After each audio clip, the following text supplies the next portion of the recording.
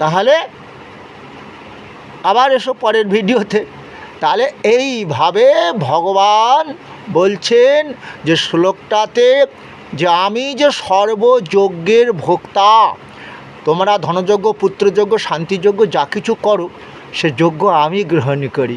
তাহলে অনাদির আদি গোবিন্দ সব, এটা বোঝো না? মরার পর সেই কৃষ্ণ নাম, হরি নাম, হ্যাঁ গোবিন্দ নামই তো দেয় গো। তাহলে আমাদের ইষ্ট নাম কি? ইষ্ট দেবতা সেই কৃষ্ণ নয়? হ্যাঁ, এরপরে এই যে আমরা যদি, আমার ভগবান সেটাই বলছেন যে ভজ কৃষ্ণ, কেন কৃষ্ণ নাম ভজন করবে? তাই আমার ভক্ত যারা আমাতে মনে দিয়েছে, আমাকে আপন ভেবে আশ্রয় করেছে গো, তাদের কি হবে জানো? কি আশ্চর্য!